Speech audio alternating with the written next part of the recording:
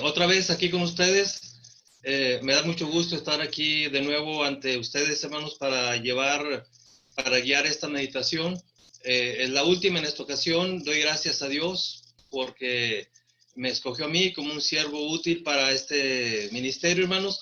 Gracias a los hermanos que realizaron este evento porque pensaron en mí como una persona pues apta para desarrollar los temas que me asignaron.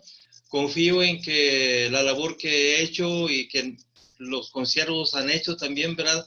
Ha sido de interés y han sido de beneficio para el reino de los cielos. Así es que, hermanos, gracias por su invitación, gracias por pensar en mí, hermanos, y escogerme para que sea yo quien les haya ayudado en esta actividad. Pido sus oraciones para poder seguir adelante con este ministerio, para poder seguir trabajando en la viña del Señor, hermanos. Ustedes saben, bueno, los que me conocen más o menos, ¿verdad? Aquí en México saben que aparte de predicar, Dios me dio otro ministerio. Hace aproximadamente 40 años empecé a escribir himnos. En aquella época era muy difícil presentarse a la iglesia y decir, traigo un himno nuevo, porque me miraban casi como pues un apóstata, ¿verdad? ¿Cómo se atreve este hombre a tener un himno que él escribió? Si tenemos un himnario que este es el inspirado. Bueno, yo respeto y admiro a los hermanos que trabajaron en el himnario que tenemos aquí en México. Yo crecí con ese himnario, pero hace 40 años el Señor pues me ayudó, ¿verdad? Y de alguna manera empecé a escribir himnos que en las reuniones juveniles aquí en México yo empezaba a enseñar, y hace algunos años, hermanos, decidí recapitular algunos de los himnos que he escrito. En total he escrito más o menos unos 150 himnos. Recapitulé 72 e hice un pequeño himnario con 72 de mis himnos. El título de ese himnario es Himnos y Coros de la Iglesia de Cristo. Donde quiera que voy, pues lo promuevo, hermanos. En este año no he podido, hermanos, porque la imprenta y el estudio de grabación pues están cerrados en Torreón.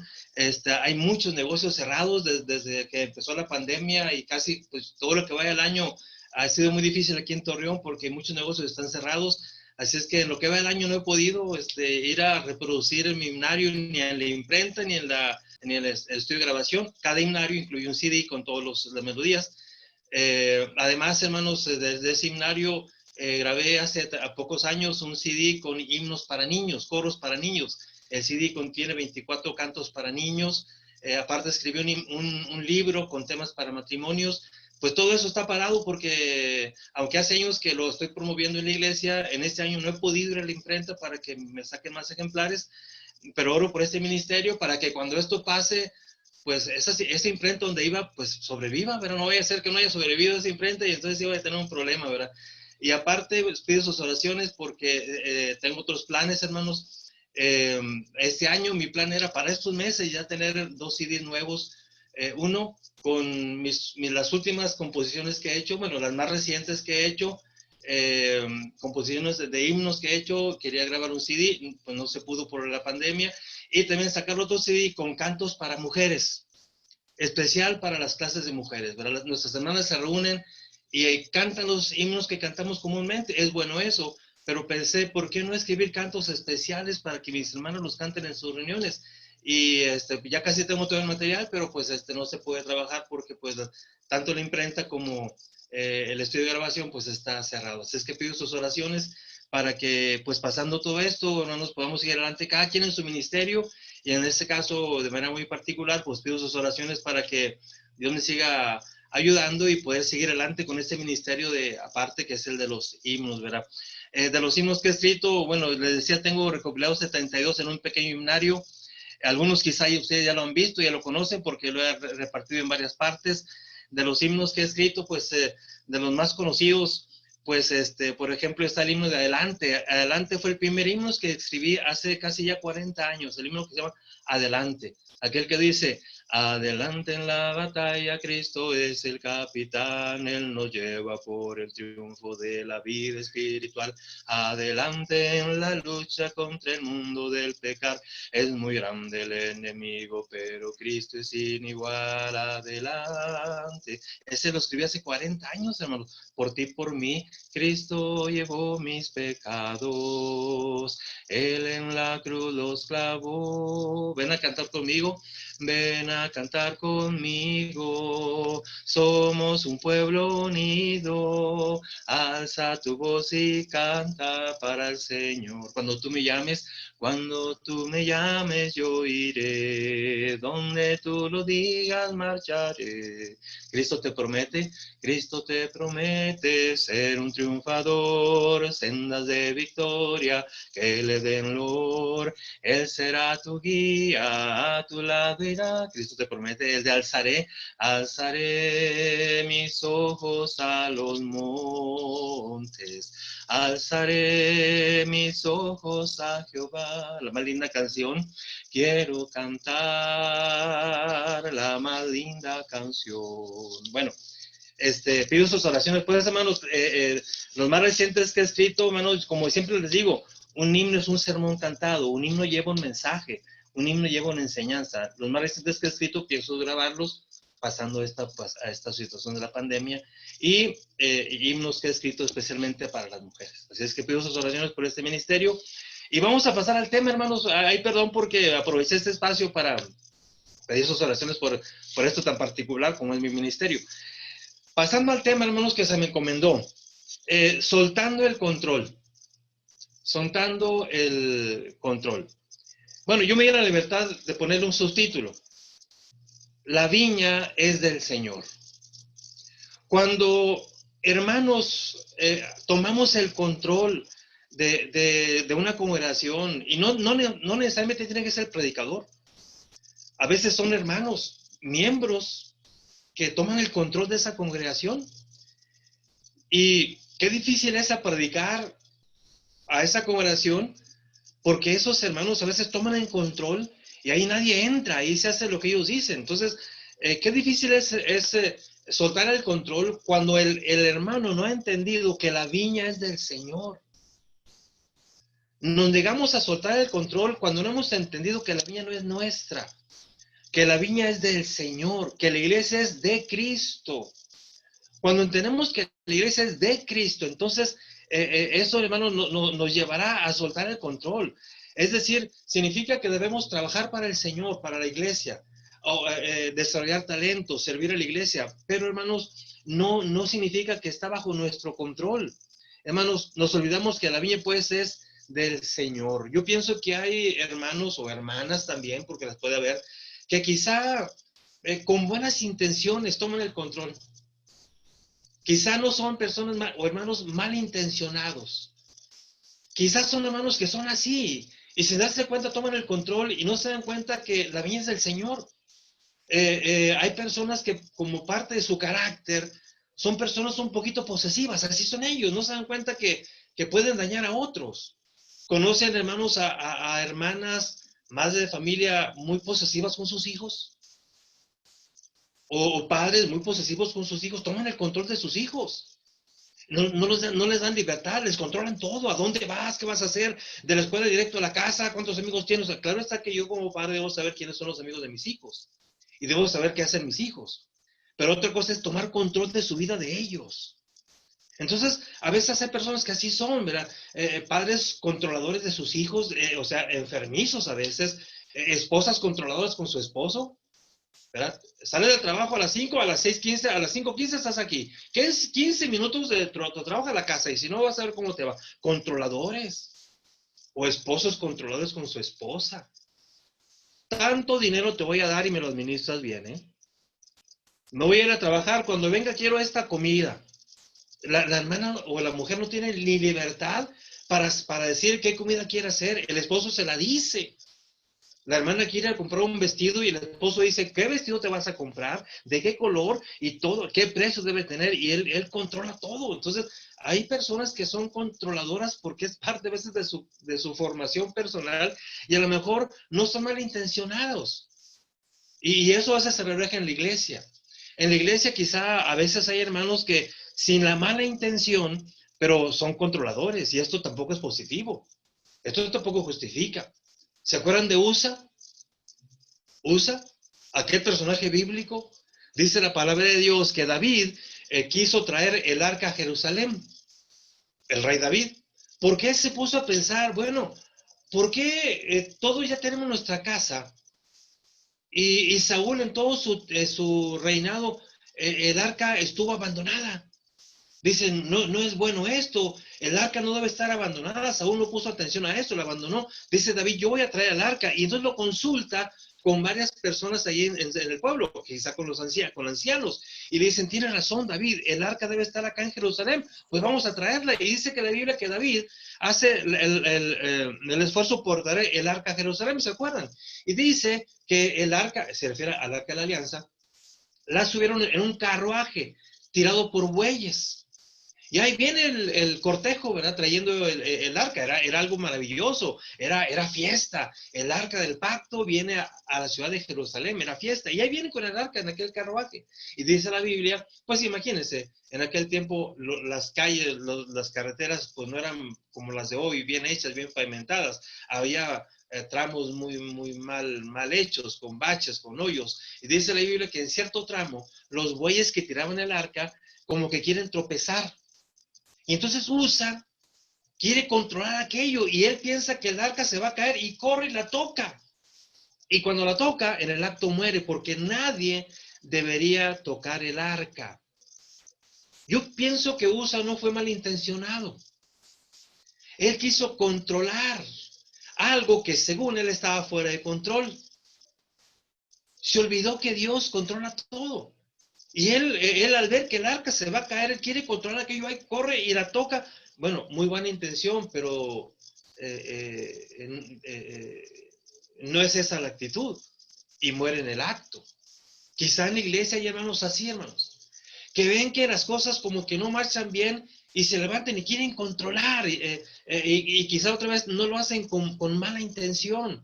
Quieren que las cosas estén bajo control. Sin embargo, hermanos, la viña es del Señor. Y yo como hermano, como miembro, como líder, debo hacer mi trabajo, servir a la iglesia, pero controlar todas las cosas, eso ya no es mi función. El amo es Dios, la viña es del Señor. La buena intención, hermanos, a veces no justifica. La buena intención no justifica los actos posesivos dentro de la iglesia. Hay personas, pues, que se posesionan de la congregación o de la iglesia y quieren tener resultados a como de lugar. Y quieren tener actividades porque ellos quieren proponerlas. ¿Quién participa y quién no participa? Ellos quieren decidir, este participa y este no participa. ¿Por qué? Porque este sí y porque este no, porque es su criterio. Porque yo pienso, porque yo quiero, porque yo siento y quieren controlar. Hermanos, son hermanos que a lo mejor sinceramente están equivocados. O están equivocados muy sinceramente, pero la sinceridad no los justifica. Hay también hermanos que quizá son posesivos, pero eso sí con muy mala intención. A lo mejor los primeros no lo hacen con espíritu de arrogancia, no lo hacen con un espíritu de prepotencia, lo hacen porque sanamente quieren servir, pero no saben que así no es. Pero indiscutiblemente también hay hermanos que son posesivos, pero ya con mala intención, con un mal espíritu, con malas motivaciones. Basta, hermanos, recordar brevemente, hermanos, la situación que nos plantea Juan. ¿Se acuerdan, hermanos, de Diótrefes? Tercera carta de Juan, verso 9. Dice, yo he escrito a la iglesia, pero Diótrefes, fíjense lo que dice, al cual le gusta tener el primer lugar entre ellos, no nos recibe. Aquí hay una mala intención en el corazón. Él quiere ser el primero y el único. Él quiere tener la voz ahí. Dice he escrito en la iglesia, pero este hombre lo impide. Porque él quiere ser el único. Dice, y no nos recibe. Y luego dice, por esta causa, si yo fuere recorrer las obras que hace parloteando con palabras malignas. Ah, caray, este hombre era tremendo. Ni parecía cristiano. Porque únicamente se posesionaba de la iglesia y entraba ahí el que él decía. Y el que él dice, este no entra, dice con parloteando, con palabras malignas, o sea, hasta su vocabulario, no era el vocabulario de un cristiano, posesivo y mal hablado aparte, dice, palabras malignas contra nosotros, y no contento con estas cosas, no recibe a los hermanos, y a los que quieren recibirlos se los prohíbe y los expulsa de la iglesia, como que esto me suena un poquito familiar en este siglo todavía, hermanos. Y aquí estamos hablando de un hermano con un corazón ya sí perverso.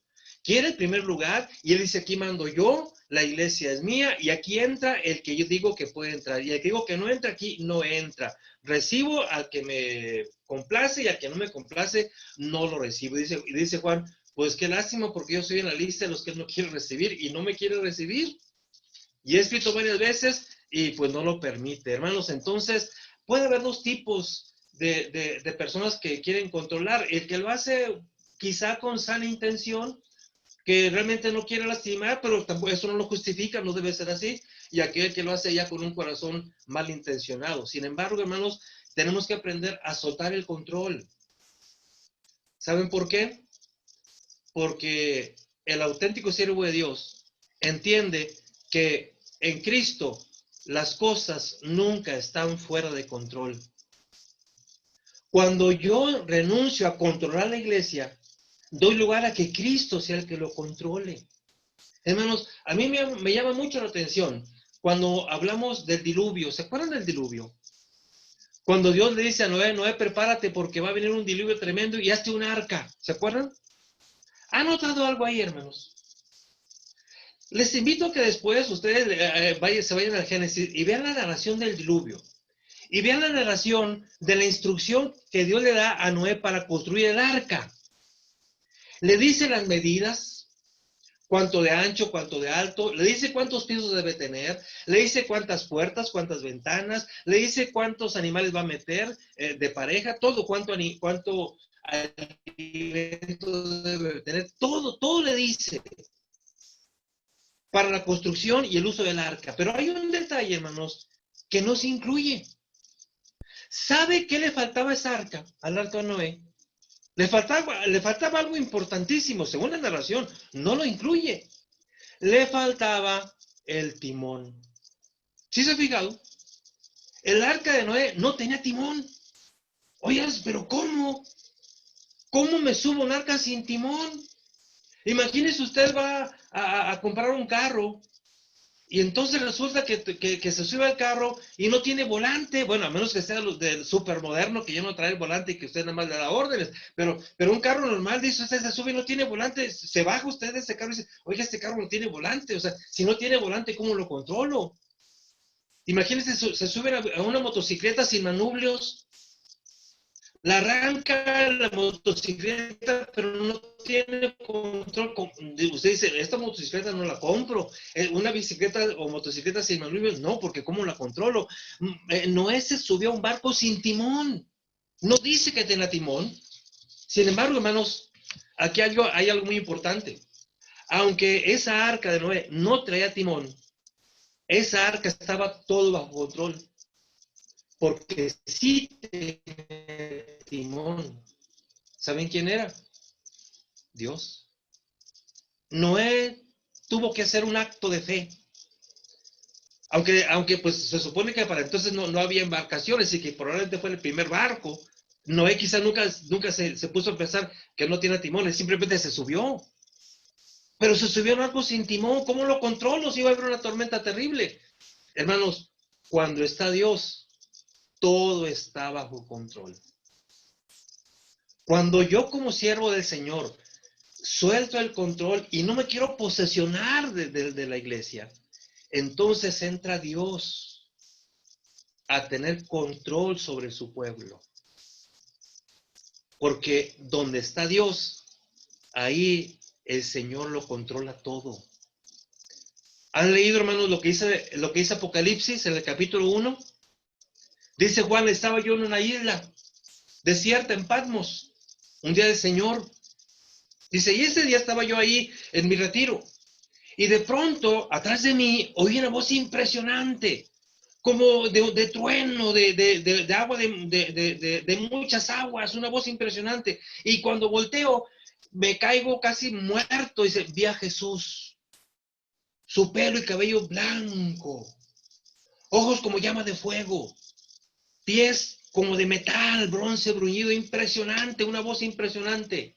Y dice, vi que él estaba en medio de 7 candeleros y en su diestra tenía 7 estrellas. Y hermanos, no es necesario que nosotros tentemos a interpretar qué significaba ello.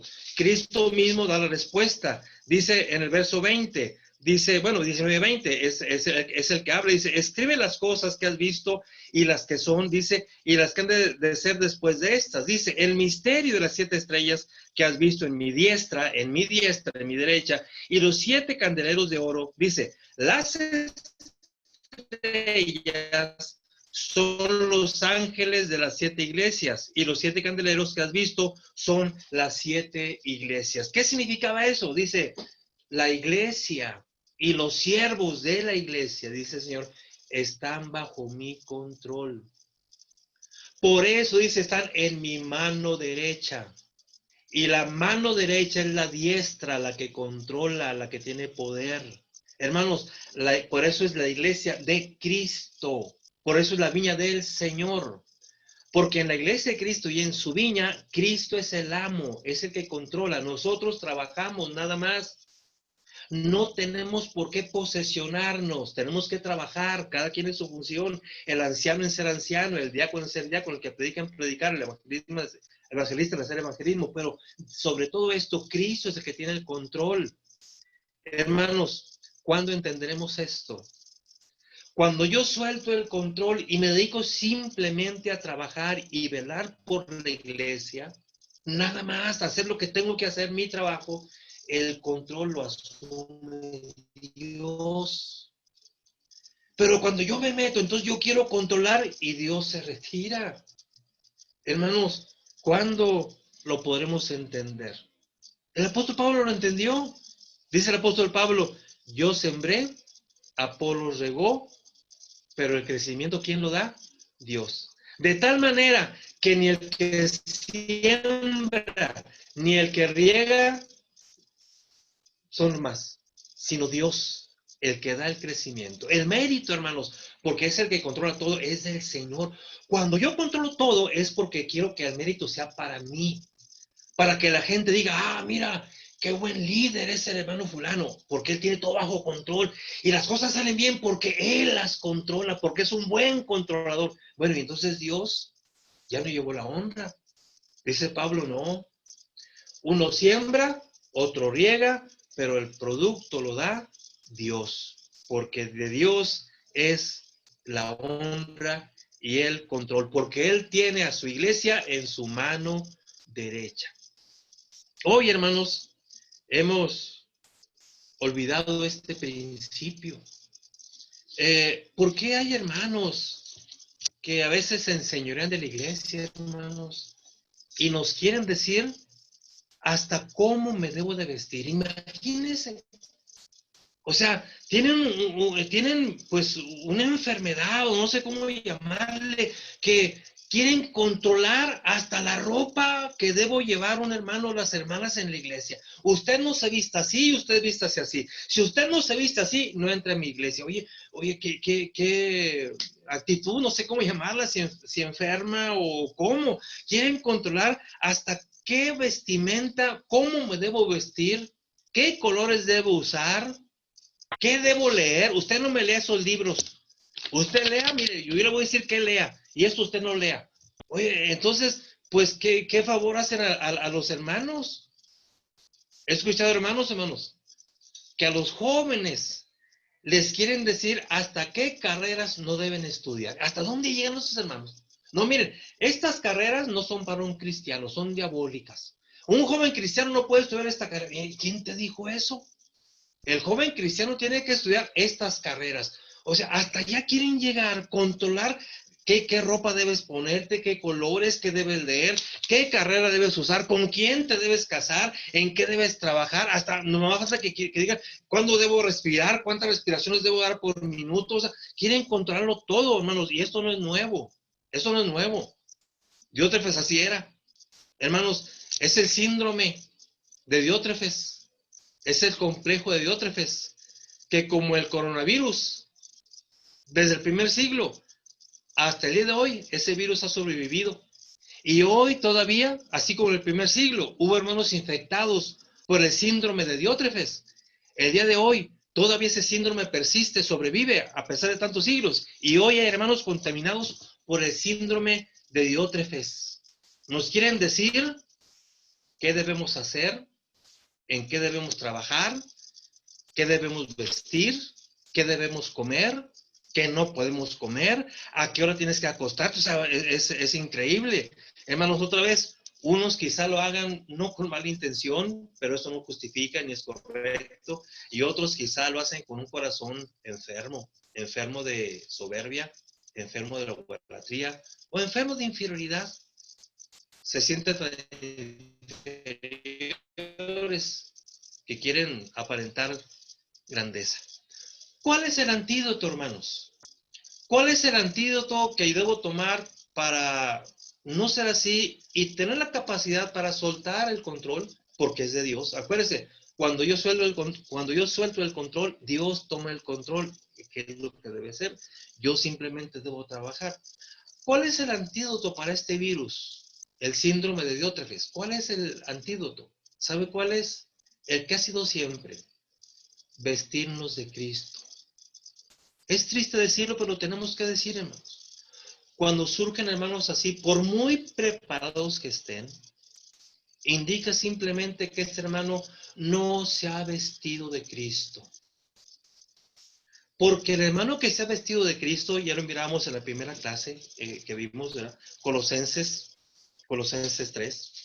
El hermano que realmente se viste de Cristo, dice el apóstol Pablo en Colosenses, capítulo 3, dice, verso 12, dice, vestíos pues como escogidos de Dios, santos y amados, dice, de entrañable misericordia, de benignidad, de humildad, de mansedumbre, de paciencia, soportándoos unos a otros y perdonándoos unos a otros si alguno tuviere queja contra otro.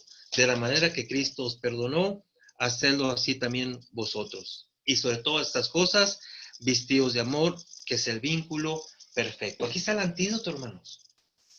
Cuando una persona se viste de Cristo, no puede ser soberbio, y cuando se viste de Cristo no quiere tener todo bajo control.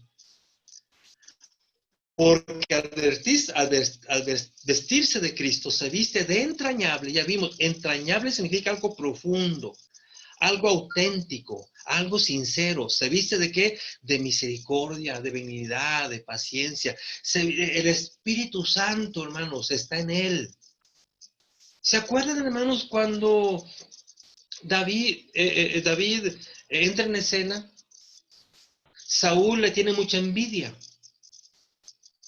porque un espíritu maligno estaba sobre Saúl.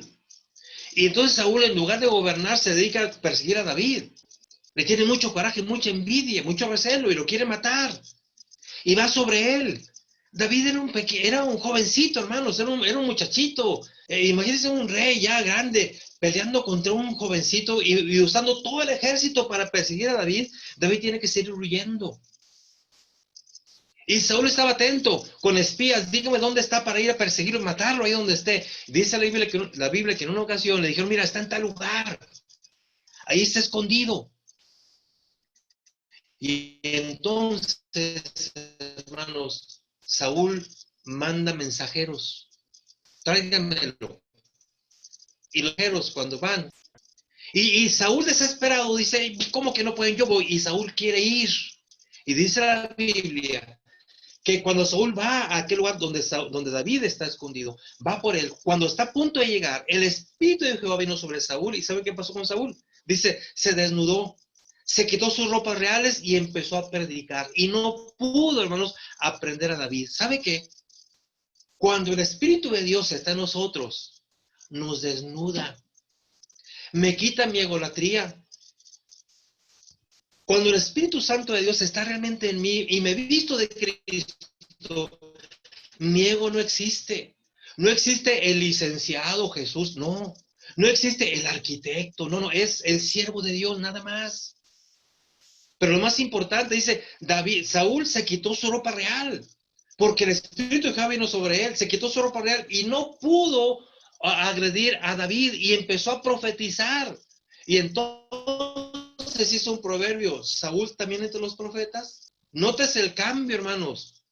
Si realmente el Espíritu Santo está en nosotros, no podemos hacer daño a mi hermano. Si realmente me he vestido de Cristo, entonces yo no puedo ser ególatra, no puedo ser soberbio, porque vestirme de Cristo implica que soy misericordioso, benigno, paciente, humilde, manso. Entonces, hermanos, tenemos que cuestionarnos.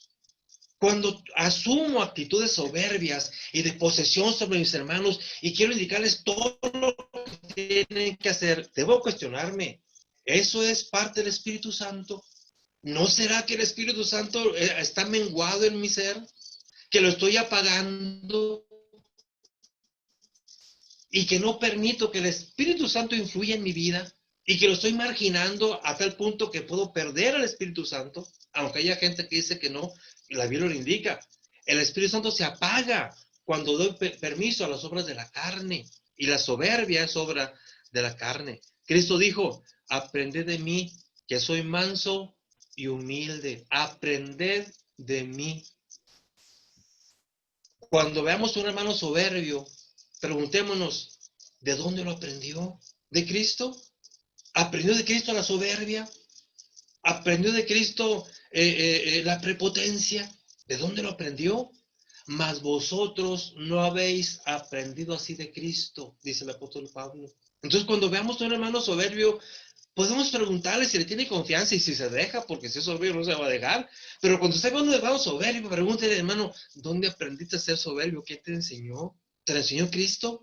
Obviamente no. Cristo dijo: aprendan de mí, que soy manso y humilde. Y Pablo dice: vistámonos de Cristo, de toda humildad. Hermanos, tendremos que recordar un viejo concepto olvidado para soltar el control y entender que la viña es del Señor, que el reino es de Cristo y que quien manda es Cristo.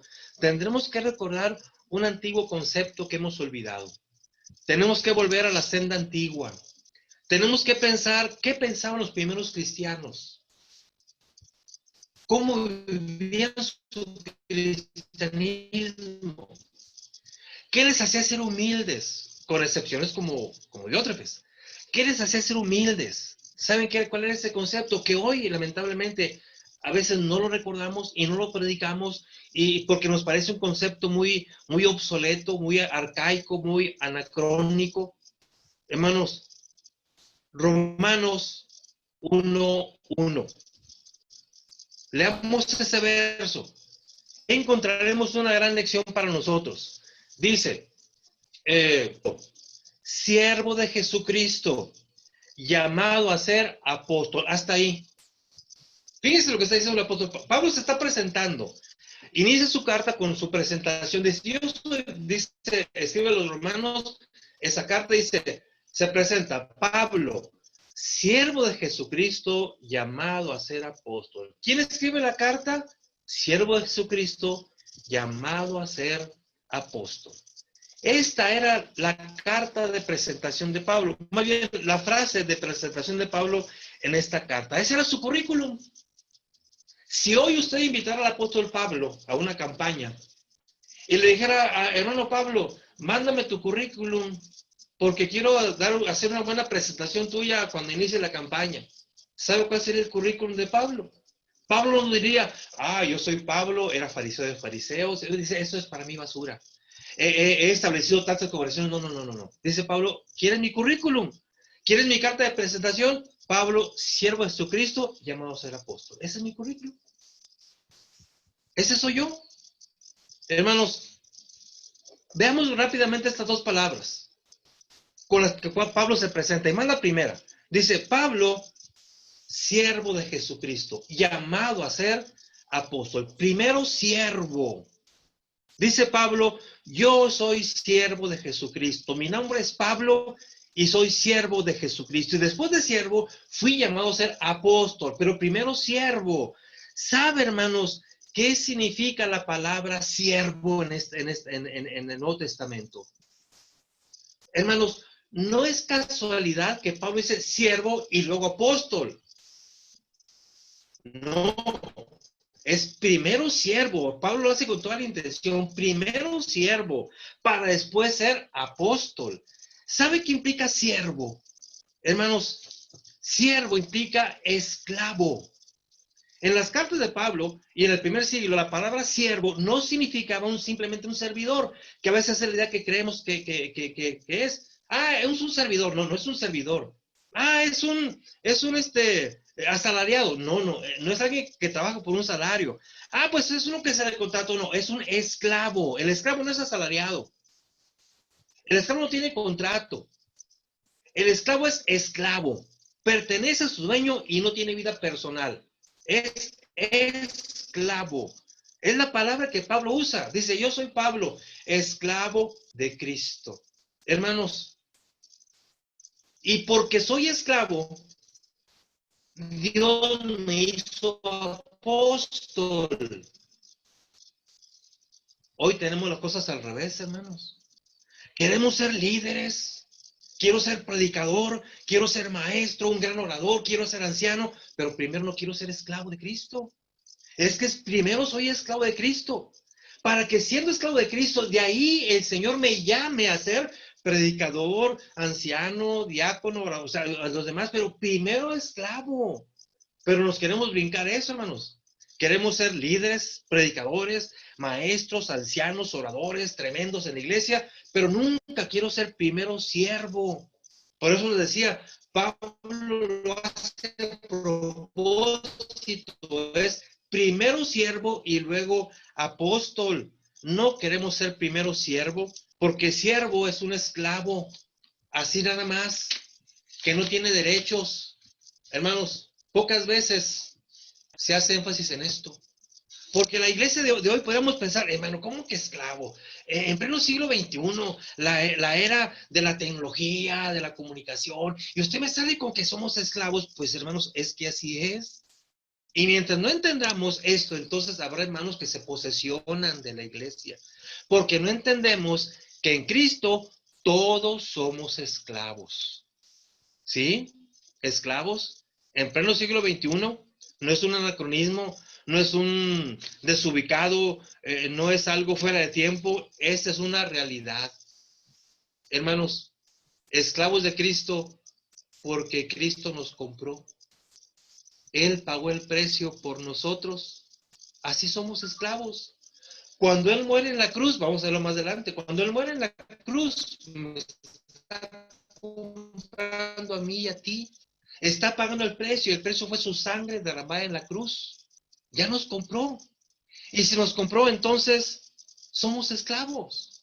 Hermanos, yo pregunto, de los que estamos todos aquí conectados en línea, los que se ven aquí, los que no se ven, que debemos ser muchos, si estuviéramos en vivo, así que estuviéramos de manera presencial, si preguntara, levante la mano el que se siente esclavo de Cristo, pero sinceramente, yo creo que, hermano, ni yo la levantaría, porque eso ya no se nos predica.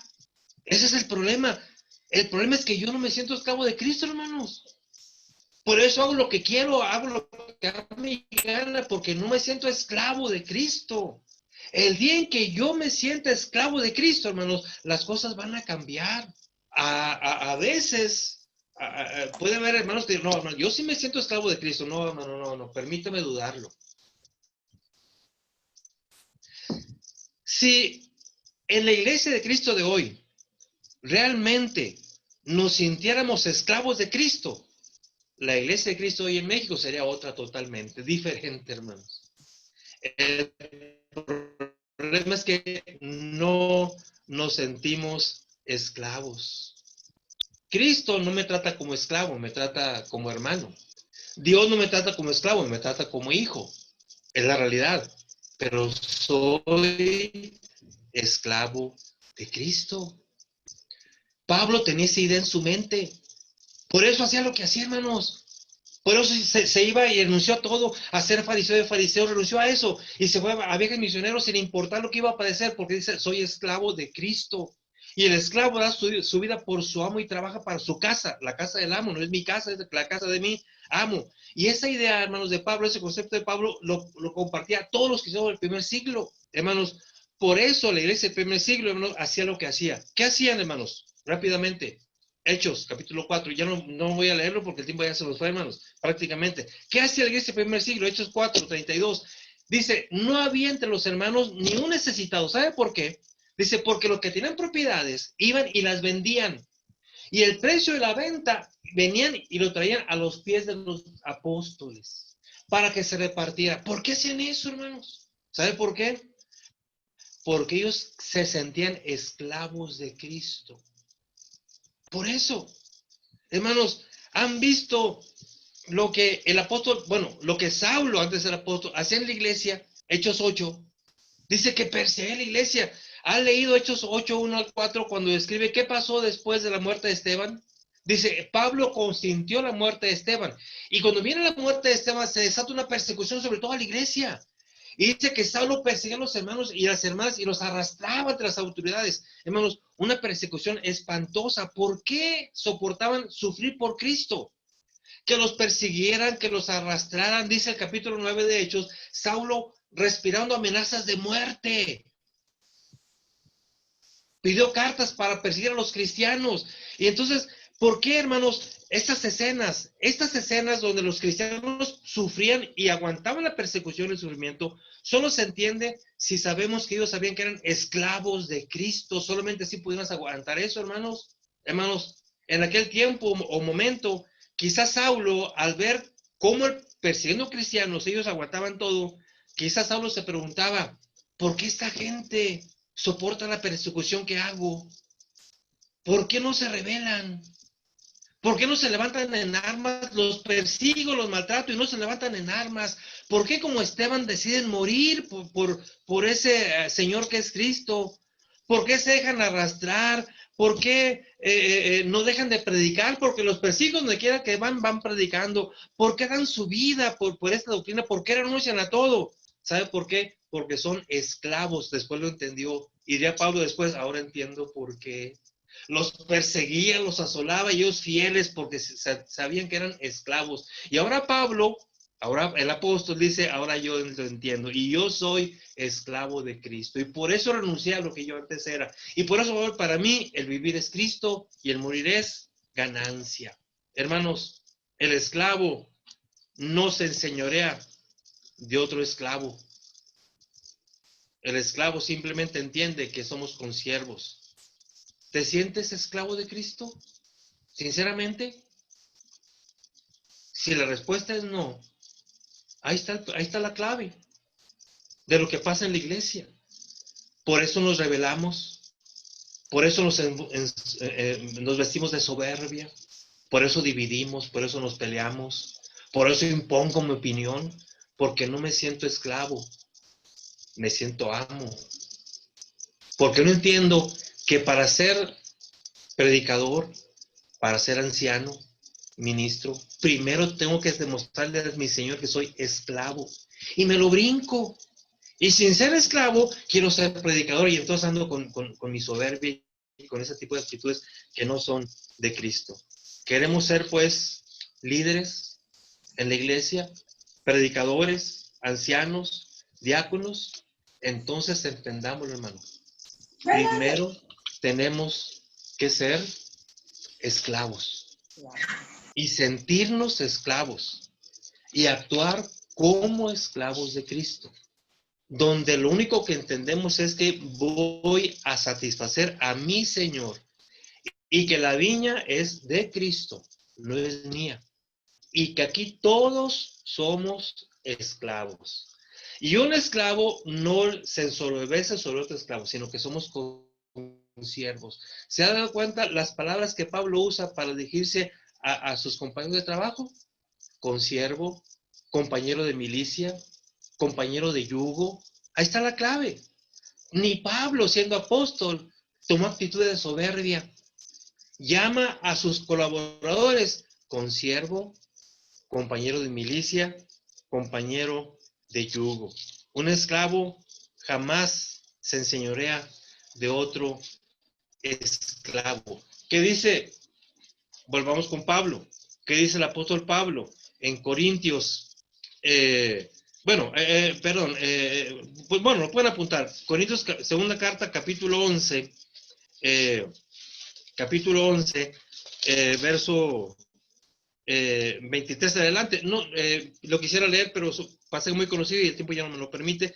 ¿Qué dice Pablo ahí? Dice, todo lo que he sufrido He sido náufrago, he estado perdido en el desierto, enemigos dentro del cuerpo de Cristo, fuera del cuerpo de Cristo, más lo que sobre se golpa. ¿Por qué Pablo aguantó tanto sufrimiento? Porque era esclavo de Cristo. Simplemente por eso. Entonces, hermanos, entender, segundo punto, que Cristo nos compró. ¿Y por qué esclavo de Cristo? Porque Cristo me compró, hermanos. Primera carta de los Corintios, vamos a leerlo rápidamente, este sí quiero que lo leamos. Capítulo 6, verso 20. Dice, porque habéis sido comprados por precio. Glorificad a Dios, dice, en vuestro cuerpo y en vuestro espíritu, los cuales son de Dios. Aquí Pablo me descubre una verdad impresionante. Dice Pablo, mira, tú no eres dueño ni de tu cuerpo, el cuerpo físico, ni de tu espíritu. Porque tanto el cuerpo como tu espíritu son de Dios. ¿Y por qué son de Dios? Porque Cristo los compró en la cruz. Cuando Cristo muere en la cruz, me está comprando, hermanos. Y me compró todo. Mi cuerpo, mi espíritu, mi alma, mi ser, todo. Por eso a Dios se le ama con toda la mente, con todo el corazón, con todas las fuerzas, porque todo ya no me pertenece. Vengo a ser esclavo de Cristo. Cristo pagó el precio, fue su sangre en la cruz. Y su sangre en la cruz, según Pablo, aquí en Corintios 6:20, dice, compró mi cuerpo y compró mi espíritu. Entonces, soy esclavo de Cristo, hermanos, simple y sencillamente porque Él me compró. Pablo, hermanos, y los cristianos del primer siglo sabían lo que implicaba el concepto de esclavitud, porque en aquella época existía la esclavitud. En el pueblo judío había esclavos. La ley de Moisés lo permitía y lo reglamentaba. La ley de Moisés, claro, reglamentaba una esclavitud no tan severa como los pueblos paganos, pero la ley de Moisés sí permitía la esclavitud, sí se podía comprar personas, en fin, sí lo permitía con ciertas reglas, pero entonces sí se permitía. Entonces los cristianos primitivos sabían lo que implicaba la palabra esclavo. Lamentablemente, hermanos, el cristiano de este siglo lo hemos querido ignorar. ¿Qué fue lo que hizo Cristo? Fíjese, el apóstol Pablo me revela, o nos revela, hermanos, una gran verdad. Dice el apóstol Pablo, Romanos 6:16. En el primer siglo este pasaje era totalmente comprendido por el término de esclavitud. Dice, Romanos 6:16 y 17, dice, ¿no sabéis que si os, claro que es una pregunta retórica, dice, ¿no sabéis que si os sometéis a alguien como esclavos para obedecerle, sois esclavos de aquel a quien obedecéis, sea del pecado para muerte o sea de obediencia para justicia? Es una pregunta retórica.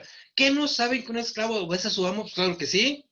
Dice aquí Pablo, ¿qué no sabes que si eres esclavo de la justicia, obedece a la justicia? O si eres esclavo del pecado, obedece al pecado. Dice verso 17, pero gracias a Dios, que aunque erais esclavos del pecado, habéis obedecido de corazón aquella forma de doctrina a la cual fuisteis entregados. Dice verso 18, y libertados del pecado, vinisteis a ser siervos de la justicia. ¿Saben qué, hermanos? Aquí Pablo me revela una gran verdad. Cristo simplemente me pasó de una esclavitud a otra. Era esclavo del pecado, me libera de la esclavitud del pecado y ahora soy esclavo de Cristo. Y alguien diría, entonces, ¿qué salí ganando?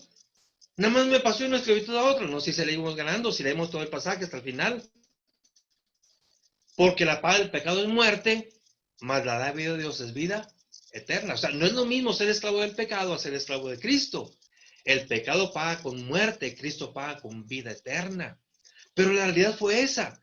Cristo simplemente me pasó de una esclavitud a otra, de esclavo del pecado a esclavo de Cristo. Esa es la realidad, hermanos. Si no lo sabíamos, pues enterémonos de eso, hermanos. Seguimos siendo esclavos. Y vean lo que dice Romanos, también aquí mismo, capítulo 14, verso 1 al verso 4. Somos todos esclavos, hermanos. Un esclavo no puede juzgar a otro esclavo. ¿Qué derecho tengo yo a imponer mi voluntad sobre ustedes si somos esclavos todos? Vean lo que dice Romanos 14, 1 al 4. Dice, recibid al débil en la fe, pero no para contender. Miren, hermano, ¿cómo es posible que no entendamos esto? Dice Pablo, reciban al hermano que es débil en la fe, pero no para pelearse. ¿Qué es eso que se están peleando? Dice, pero no para condenar sobre opiniones. Dice, porque uno cree que se ha de comer de todo, otro que es débil come legumbres. Dice Pablo, el que come no menosprecie al que no come, y el que no come no juzgue al que come, porque Dios le ha recibido. ¿Quién eres tú? Y luego la pregunta, ¿quién eres tú que juzgas al credo ajeno? Pues para su proporción está en pie o cae, pero estará firme porque por eso es el Señor para hacer estar firme. Fíjense, más claro que lo queremos, hermanos. Dice, ¿por qué se están peleando por opiniones? ¿Y por qué quieres imponer la tuya? Es que si yo como así, todos comen así. Si yo me he visto así, así se visten todos. Dice que no entiende que hay que aceptarse en opiniones. Y luego dice, ¿qué no entiendes que un esclavo no juzga a otro esclavo? Los dos son esclavos. El único que puede juzgar a un esclavo, ¿quién es? Su amo. Y aquí, hermanos, los que estamos reunidos, todos somos esclavos. ¿Se acuerdan, hermanos, de la película? Yo voy a acabar, ya se me fue el tiempo, se me acabó. ¿Se acuerdan, hermanos, de la película de Tizoc? Allá, la última que firmó Pedro Infante. Si hay algún admirador de Pedro Infante, pues le oye en su mero mole, ¿verdad? Pedro Infante. ¿Se acuerdan de la película de Tizoc? Que Tizoc era un indígena, ¿verdad? Y que los otros indios le tenían miedo, no miedo, le tenían coraje, lo querían matar. Entonces los indígenas van con un brujo, con un hechicero, y le dicen los indígenas al brujo, mira, haz que el tecolote cante, porque cuando el tecolote canta, el indio muere. Así es que haz que el tecolote cante para que se muera Tizoc. Ándale, con tu brujería que el tecolote cante. ¿Y sabe qué le dijo el brujo? No, porque aquí todos somos indios. Sin indio, porque si el tecolote canta, cualquiera se puede morir. No, mejor que no cante. No, si mejor que no cante. Todos somos indios, hermano. Aquí todos somos esclavos.